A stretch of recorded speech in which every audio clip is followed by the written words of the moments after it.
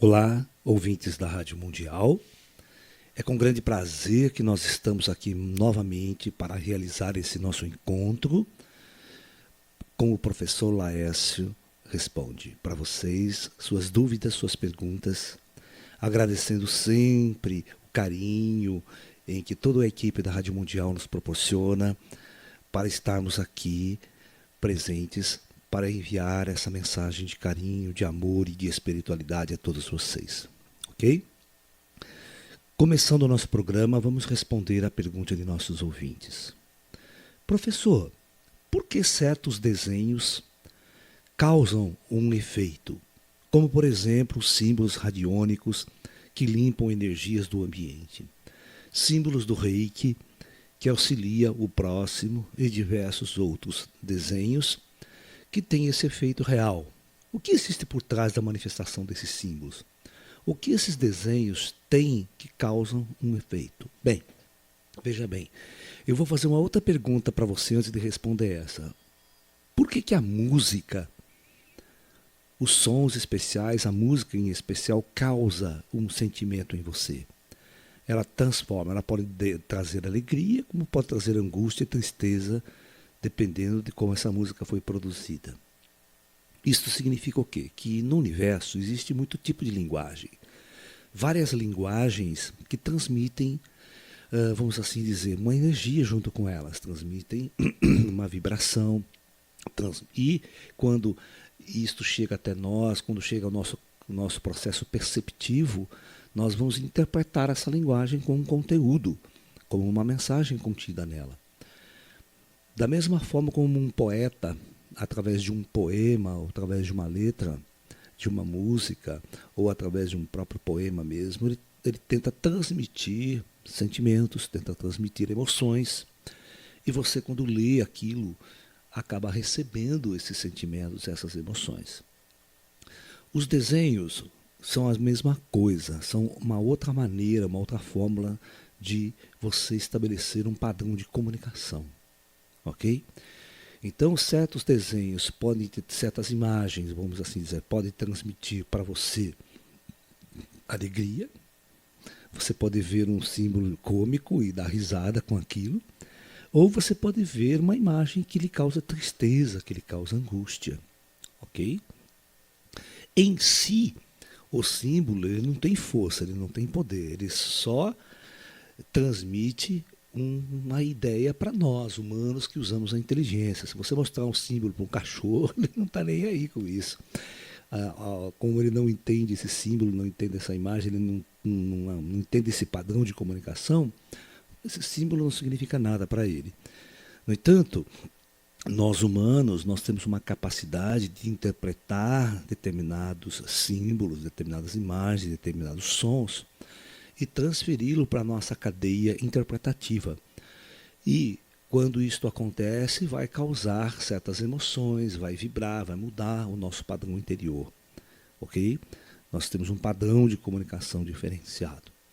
Então, os símbolos são aqueles que nós condicionamos, nós vivenciamos esses símbolos. No caso do Reiki, né? No caso da mandala, todos eles têm um padrão que quando nós o fixamos, eles produzem em nosso interior uma mudança estrutural, uma mudança vibracional. Ok? Então é mais ou menos assim que funciona essas coisas ligadas a padrões de imagem, a padrões de símbolos. Tá? Você quer ver uma coisa esquisita? Hoje, os crop circles, né, que aparecem em todo mundo, a princípio, né, de origem extraterrestre, mas entre aspas, isso tá ok? Até hoje os cientistas, os ufólogos não conseguiram entender este simbolismo. Né? Praticamente eles não traduzem nada para a gente. Então é interessante você observar que quando acontecem certas imagens, certos símbolos que são fora de nosso padrão de percepção de uma realidade que nós estamos acostumados, que nós somos condicionados a interagir com esses símbolos, quando os símbolos mais abstratos vêm de um outro padrão de inteligência, de um outro padrão de linguagem, eles não significam nada para nós, nem despertam emoções, nem despertam sentimentos, eles não despertam nada. Né? É muito interessante observar isso. É só o enigma, fica aquele enigma, quem fez, o que fez, por que fez, como fez, entendeu? Então cada um tem um certo, uma certa reação frente a esses determinados símbolos que são inócuos à nossa natureza e a nossos pensamentos. Então vale a pena você fazer essas observações e você vai ver como é que a nossa mente humana funciona. A mente humana ela é muito subjetiva, ela precisa de padrões anteriores para fazer comparações, senão ela não consegue entender o significado das coisas. Tem um filme no mercado aí, muito interessante, que se chama A Chegada. É uma inteligência extraterrestre, né, que chega para contatar a Terra, e eles são seres aquáticos parecendo polvos, né?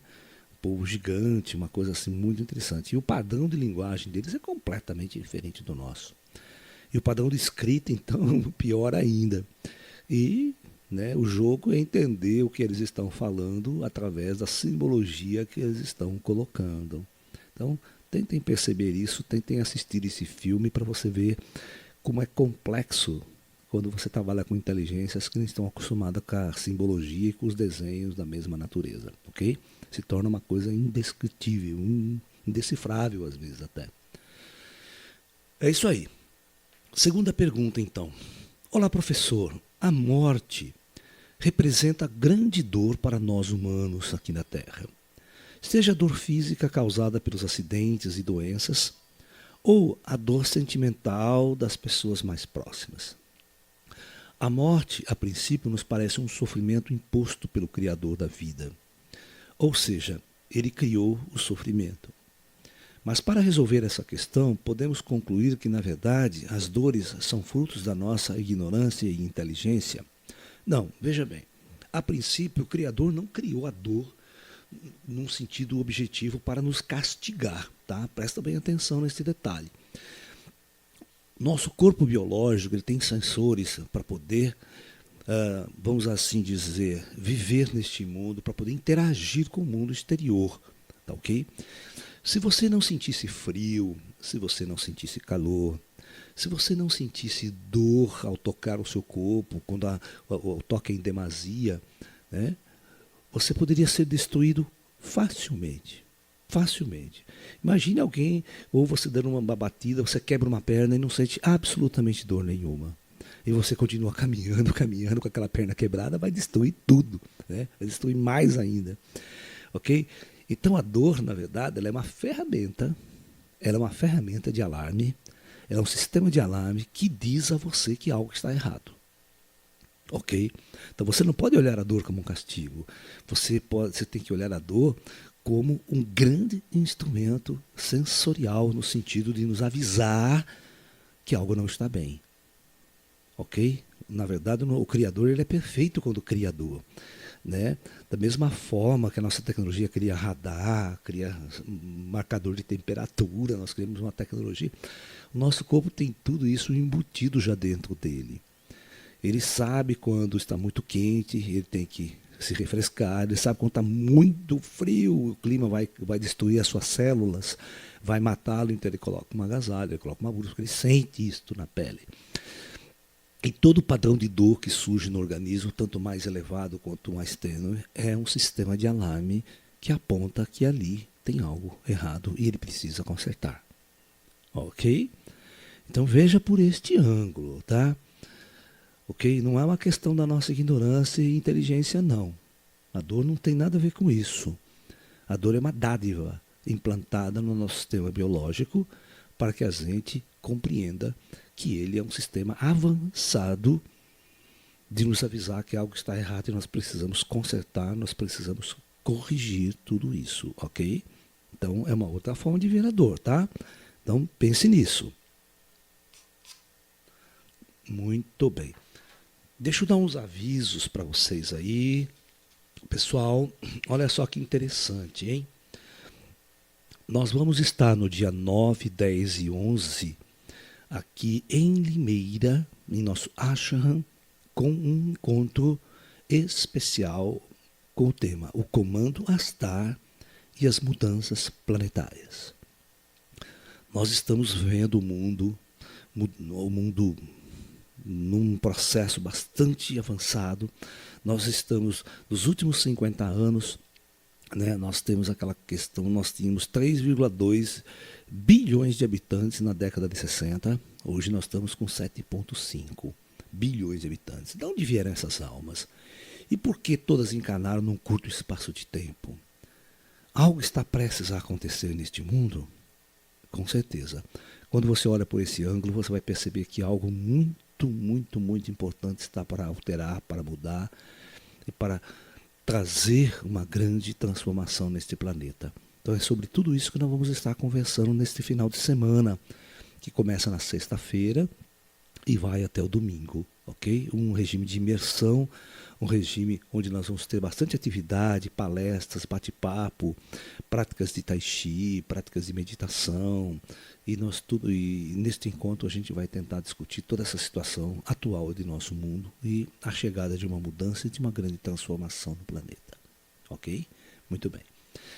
Já no final de semana, do dia 17 e 18, nós vamos ter um fim de semana especial aqui em Limeira. Nós vamos estar falando sobre o lado oculto da chegada de Jesus na Terra.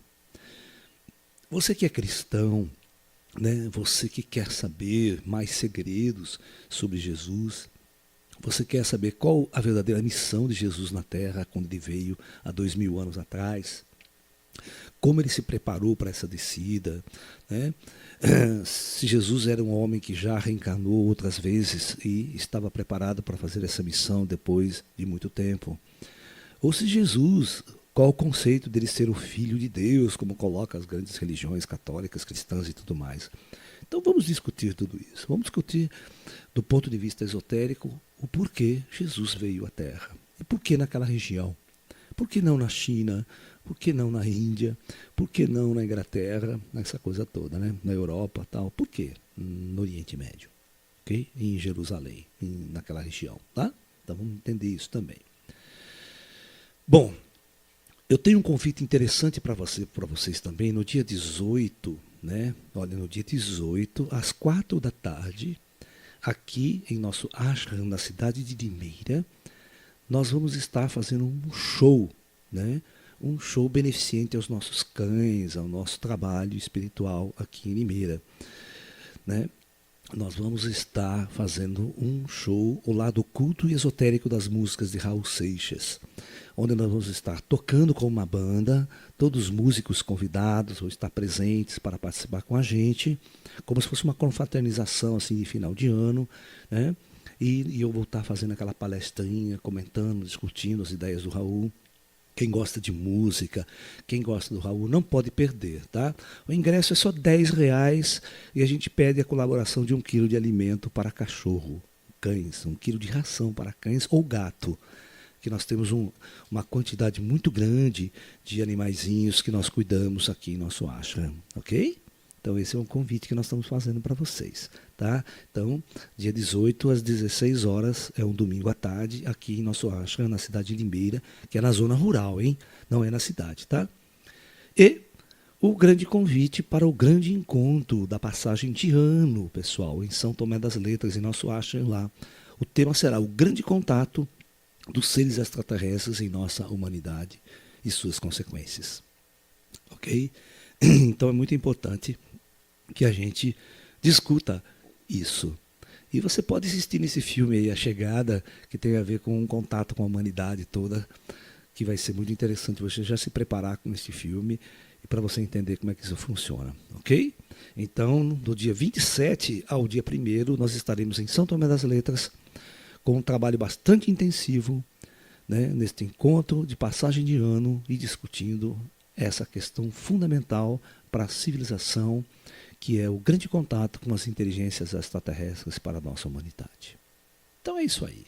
Dado o recadinho, vamos continuar com o nosso programa respondendo a pergunta de nossos amigos. Professor, no caso ufológico clássico brasileiro da abdução de Hermínio e Bianca, Carran, o extraterrestre, no caso, fala com extrema naturalidade que para eles não existe morte, apenas trocam de corpos. e vivem cerca de 600 anos ou mais. É possível que uma civilização alcance uma tecnologia capaz de lidar com a morte? Por exemplo, um indivíduo chega no esgotamento do corpo físico, mas não deseja sentir as dores. É possível a criação de uma máquina capaz de fazer essa separação natural do corpo com o espírito sem dor? Com certeza. Tudo que ele colocou aqui, por exemplo, as inteligências avançadas, eu sempre falo uma coisa que as pessoas não acreditam, né? Todos os extraterrestres que nos visitam já estão mortos. Ou seja, são seres que podem operar tanto na matéria quanto fora da matéria, têm um controle total disso. Tá? É só você pensar que os seres extraterrestres são seres ascensionados, que não necessitam viver na matéria mais. Mas no caso de Hermine e Bianca, do Carran, pode-se produzir, na Era da Luz, eu sempre discuti isso, na Era da Luz, nós vamos estar assim, na Era da Luz não haverá crianças.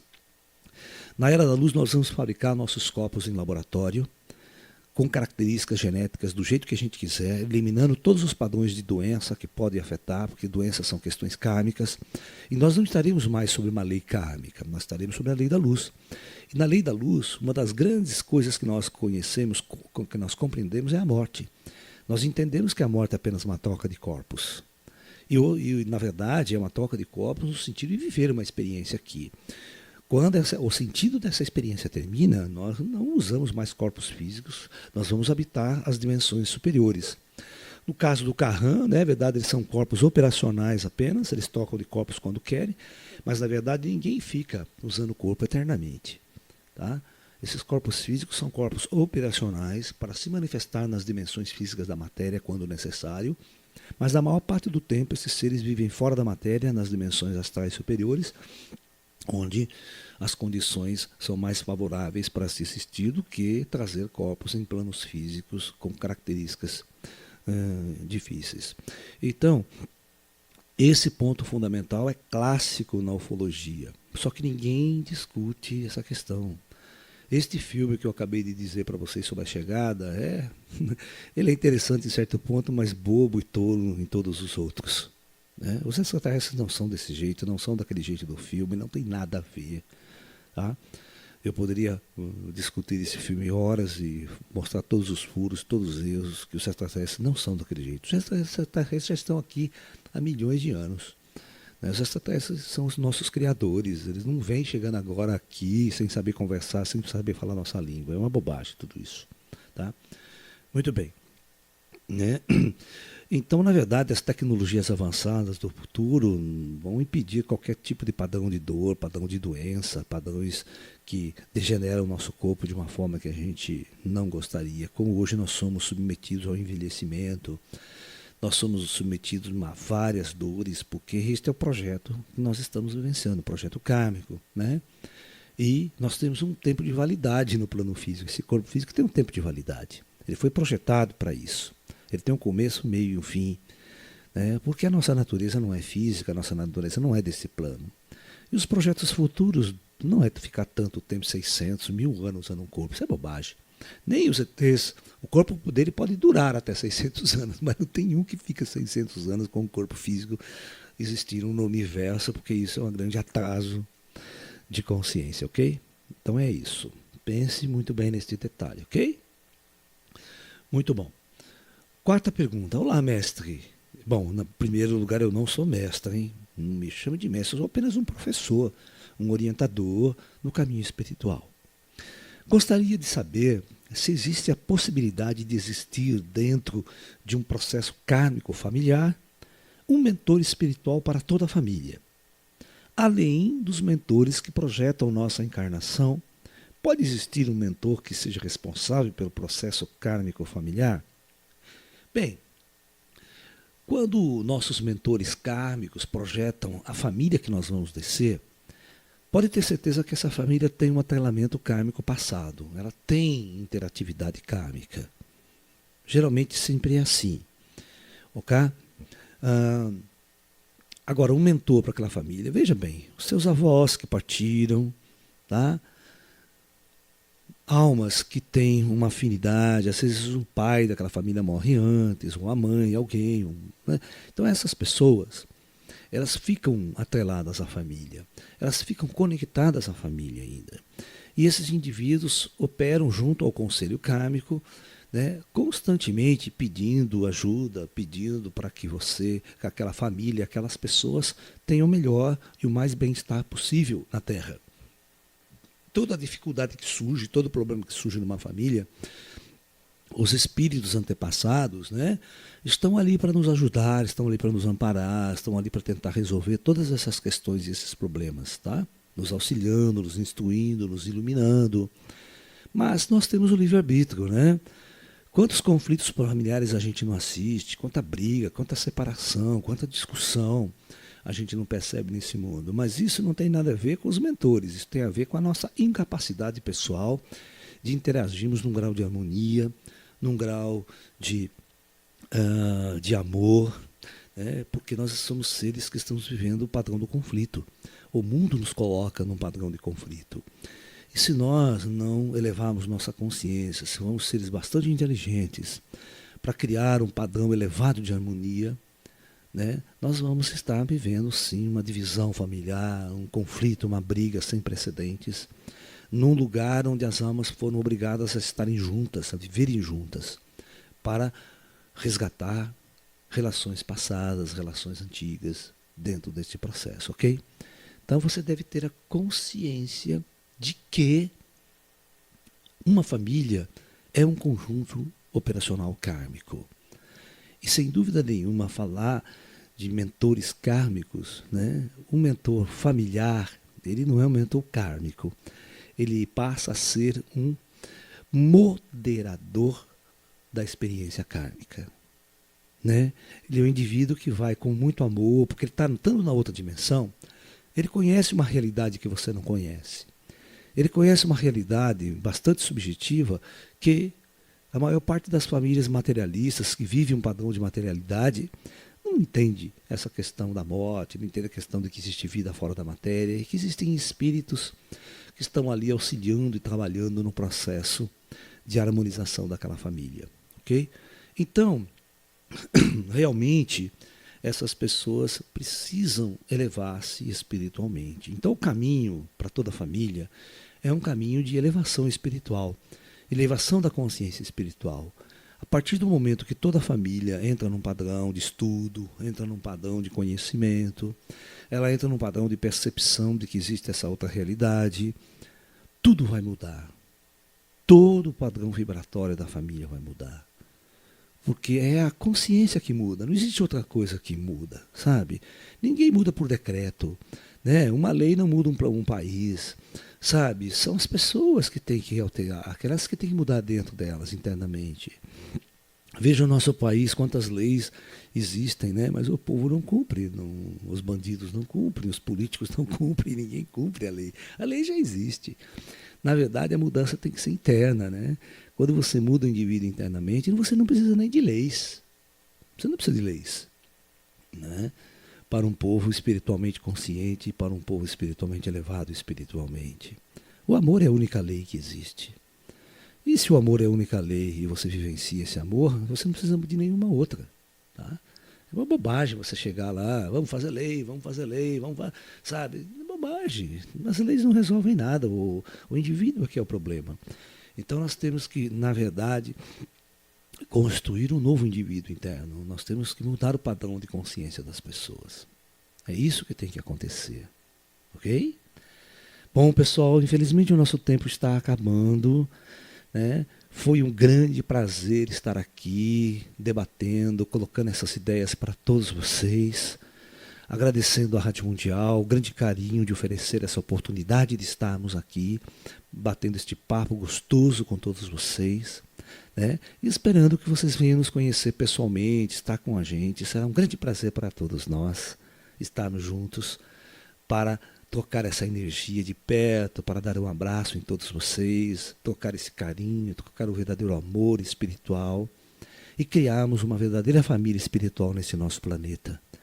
Esse nosso planeta está precisando dessa consciência espiritual, desta união espiritual, para que o amor possa realmente florescer no coração de todos nós e vibrar em todo o planeta. Ok? Então é isso. Namastê. Muita luz e muita paz a todos. Namastê.